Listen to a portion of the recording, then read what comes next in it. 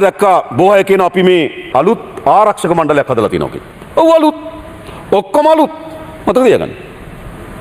Cabinet මණ්ඩලය ඔක්කොම අලුත්. පාර්ලිමේන්තුවේ බහුතරය අලුත්. ආරක්ෂක මණ්ඩලය අලුත්. හමුදාපතිවරු අලුත්. බුද්ධ්‍යංශ ප්‍රධානීන් අලුත්. එයි. පරණ ගමන යන්න පුළුවන් පරණ අයත් එක්ක. අලුත් ගමනක් යන්න නම් අලුත් අය අවශ්‍යයි. අලුත් මොකද ප්‍රශ්නේ? කාට හරි ප්‍රශ්න තියෙන එතන? පරණ යාළුකම් තියෙන්න පුළුවන්, මිත්‍රකම් තියෙන්න පුළුවන්, කෝල් එකට ගන්න පුළුවන්. හරිද? නේද? ඕන්නම් රැයට අඩියක් ගන්න එකතු වෙන්න පුළුවන්. ඒගොල්ලන්ට ඔය පරණ මම දැක්ක කතා කරපු කෙනෙක්. අපි එහෙම නෙමෙයි. අපි මේ ඔක්කොම වෘත්තීමය හමුදාවක් බවට පරිවර්තනය කරමු. වෘත්තීමය හමුදාවක්. අපිට අවශ්‍යයි එහෙම. මම කියන්නම්. තමුන්නාස්ලාට දැනගන්න. අපේ CDS ප්‍රධාන මාණ්ඩලික ආරක්ෂක ප්‍රධානී මොකද වෙලා තියෙන්නේ? සේවා දිගු 7ක් තියෙනවා. මොකක් වෙනුවෙන්ද? එයා තියාගෙන ඉන්නේ රාජ්‍ය ආරක්ෂාවටද? නෑ. එයා තියාගෙන තමන්ගේ ගෝලයන් ලෙස මේ කිසිදු පත්වීමක් මගේ ගෝලය හෝ අපගේ ගෝලයෝ නෙවෙයි. මේ කිසිදු පත්වීමක් මගේ මිතුරන් නෙවෙයි. මේ කිසිදු පත්වීමක් මගේ යටත්වසිය මට එහෙමයි නෙමෙයි. අපි පත්කිරීම කරලා තිබෙන්නේ වෘත්තීමය භාවයක් අපිට අවශ්‍යයි. අපේ රටේ පොලිස් දෙපාර්තමේන්තුවට, අපේ රටේ ත්‍රිවිධ හමුදාවට යලි වෘත්තීමය හමුදාවක් කියන තැනට අපි ස්ථාපිත කරන්න ඕන. හැබැයි මේවා වෘත්තීමය මට්ටමේ තිබුණේ කොතනද මේවා? මේවා තිබුණේ ජනාධිපතිරේ ගෝලයා. එයා තමයි CDS. ඔහොමනේ තිබුණේ. එහෙම නෙවෙයිද? කාට හරි කියන්න බලන්න එහෙම නෙවෙයි කියලා. සමහර වෙලාවට තිබුණා ජනාධිපතිවරගෙන් පස්සේ අනුප්‍රාප්තික ජනාධිපතිවරයා CDS එකෙන් හදනවා. එහෙම කතාවක් තිබුණානේ. එහෙම තව විටක තිබුණා. ජනාධිපතිවරයා ගියපුවාම ජනාධිපතිවරයා අගමැති ධූරයට පත් කරයි. තිබුණ නැද්ද? කොහොමද ආරක්ෂක මාණ්ඩලික ප්‍රධානී හරිද? ජනාධිපතිවරයාගෙන් පස්සෙ අනුප්‍රාප්තික ජනාධිපතිවරයෙක් බවට ස්ථානගත වෙන්නේ. ජනාධිපතිවරයා ඔහු අගමැති ධූරයට පත් කරයි කියලා විශ්වාසයක් දෙන්නේ කොහොමද? ඒ කියන්නේ මොකද්ද? වෘත්තීමය භාවයෙන් නෙවෙයි කටයුතු කරලා තිබෙන්නේ ගෝලකම. අපි ගෝල බාලයින්ගේ හමුදාවක් හදන්නේ. ප්‍රධානීන් හදන්නේ මතක තියාගන්න. ඒ නිසා CDSට සේවා දිගු 7ක් දීලා තියෙනවා. මට කියන්නේ තව අවුරුද්දක් දෙන්න කියලාද? ඒ වගේම රාජ්‍ය බුද්ධි සේවා ප්‍රධානියට එයාට දීලා තියෙනවා සේවා දිගු 2ක්.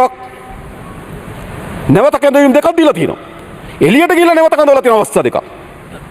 මට කියන්නේ නැවත දෙන්න කියලාද? ඒ ගෝලයන් හමුදාවේ තියාගන්න ඕන නම. බුද්ධ්‍යංශවල තියාගන්න ඕන නම. ඒ වගේම CNI රීකෝල් එළියට ගිහිල්ලා නැවත කැඳවලා සේවා දිගු 6ක් දීලා තියෙනවා. මේම වෘත්තීමය හමුදාව මෙහෙම තියෙනවද? වෘත්තීමය බුද්ධි සේවාව මේ විදිහට පවතිනවද? CDS සේවා දිගු 7යි. CNIට නැවත කැඳවීම සහ සේවා දිගු 6යි. ඊට පස්සේ SIS ප්‍රධානියට නැවත කැඳවීම සහ සේවා දිගු 2යි. මෙහෙම දෙන්න පුළුවන්ද වෘත්තීමය හමුදාවක්? මේ වෘත්තීමය හමුදාවක් නෙමෙයි. හමුදාපතිවරයාට සේවා දිගු 2යි. නාවික හමුදාපතිවරයාට සේවා දිගු 2යි. ගුවන් හමුදාපතිවරයාට එක සේවා දිගුයි. ඕගොල්ලෝ කියන මටත් දෙන්න කියලාද? නෑ. ඒ ඔක්කොම අපේ රටේ බුද්ධි සේවාවන්, අපේ රටේ හමුදාවන් වෘත්තීමය භාවයෙන් එහාට ගෙනිච්චා. ඒ නිසා අපේ ප්‍රයත්නය මොකද්ද?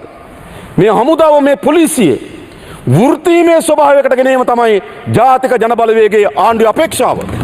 මට පක්ෂපාතී නෑ, මට නෙවෙයි රජයට පක්ෂපාතී. හැදුවේ කොහොමද? හමුදාවන් හැදුවේ කොහොමද? බුද්ධි සේවාවන් හැදුවේ කොහොමද? එයාට පක්ෂපාතී. පුද්ගලයන්ට පක්ෂපාතී. ඉතින් පුද්ගලයන්ට පක්ෂපාතී හමුදාවක් වැඩක් තියනවද? පුද්ගලයන්ට පක්ෂපාතී දේශපාලකට පක්ෂපාතී හමුදාවක් නෙවෙයි අප හදන්නේ. රාජ්‍යයට පක්ෂපාතී හමුදාවක්, වෘත්තීමය හමුදාවක් අපි හදනවා. මම දැක්කා ආරක්ෂක වියදම් ගැන කියලා තිබුණා. තව වියදම් කළ යුතුයි. හේතුව මම කියන්න. අපි 2030 වෙනකොට අපේ යුද හමුදාව ලක්ෂයකට සීමා කරනවා. ගුවන් හමුදාව 18000කට සීමාවකට එනවා. නාවික හමුදාව 40000කට සීමාවකට එනවා. යුද හමුදාව ලක්ෂයයි, නාවික හමුදාව 40000යි, ගුවන් හමුදාව 18000යි. ප්‍රමාණය අඩු වෙනවා. හැබැයි තාක්ෂණික වශයෙන් උසස් හමුදාවක් බවට අපේ හමුදාව පරිවර්තනය කිරීම සඳහා අපි වැඩ කරනවා. අද තියෙන ගුවන් යාන විශාල ප්‍රමාණයක් කල්ලිකුත් වීමට කිට්ටු වෙමින් තිබෙනවා. අද තියෙන ගොඩාක් යුද අවි කල්ලිකුත් වීමට කාලය එළඹලා තිබෙනවා. නිසා පරණ අපේ නැවියන් අපිට කියන නාවික හමුදාවේ නැවියන් කියනවා. අපේ නාවික හමුදාව සිතන සතුව තියෙන සමහර බෝට් සමහර යාත්‍රාවල යන්න සාමාන්‍ය නාවික හමුදාවට වඩා වෙන පුහුණුවකුත් ඕන කියලා. එම බලන් වෙච්චි තත්ත්වයක් තිබෙන්නේ. ඒක රටකට හිත කර නැහැ. ඒ නිසා අපි තාක්ෂණික වශයෙන් දියුණු උපකරණ ලබා දෙමින් ඊටමත් තියුණු මනසක් සහිත වෘත්තීමය හමුදාවක් බවට අපේ හමුදාව පරිවර්තනය කිරීම සඳහායි අපේ ඉලක්කය. ඔවුන් පක්ෂපාතී රාජ්‍යයට පක්ෂපාතී හමුදාවක්. පුද්ගලයන්ට පක්ෂපාතී හමුදාවක් නෙවෙයි. ඇයි තනතුරු වෙනස් කරන්න සිද්ධ වෙන්නේ කුමක් නිසාද? රාජ්‍යයට පක්ෂපාතී හමුදා ශේෂ්ත්‍රයෙන් ගොඩනගුවා නම් තනතුරු වෙනස් කරන්න අවශ්‍ය වෙන්නේ නැහැ. හැබැයි ගොඩනගලා තියෙන පුද්ගලයන්ට පක්ෂපාතී හමුදාවක්. මට මතකයි අපි ජයග්‍රහණය කළ මේ තීන්දුව අපි දෙසැම්බර් මාසේ 30 වගේ තමයි මාස 4ක වගේ කාලයක් ගත්ත ටිකක් තියෙන තත්ත්වය අවබෝධ කරගෙන තියෙන තත්ත්වයට අනුගත කරමින් තමයි අපි මේ ඉවත් කරන්න ඕන කියලා. ඒ මාස 4ත් වැඩිම අප චෝදනාව මොකද්ද? තාමත් මෙයා තියාගෙන යනවද? මෙයා තියාගෙන ආරක්ෂක පිටම සහතිකයක් දෙන්නේ කොහොමද? මෙයත් එක්ක ආරක්ෂක මණ්ඩලය කැඳවන්නේ කොහොමද? ඔහොමයි අපෙන් ඇහුවේ. අපි ඒත් කලබල වුණේ නේ. සමහර හේතු අපි එනකොටම ඉවත් කිරීම. අපි එනකොට ඉවත් කිරීමක් කරෙත් නේ. අපි ක්‍රමානුකූලව ඒතන අද්දකීම් ඒතන යාන්ත්‍රණය අඩපණ වෙන්න ඉඩ නොදී ඒ යාන්ත්‍රණය සක්‍රීය භාවයට ගෙනෙමින් ඒකට අවශ්‍ය වෙන රීප්ලේස් කිරීම තමයි අපි කරලා තියෙන්නේ. ඒක විධිමත්. අපි කලබල වෙලා නැහැ. තේරුම් ගන්න. අපි එළවලා එහෙම නැහැ. අපි අවිධිමත් විදිහට කරලා නැහැ.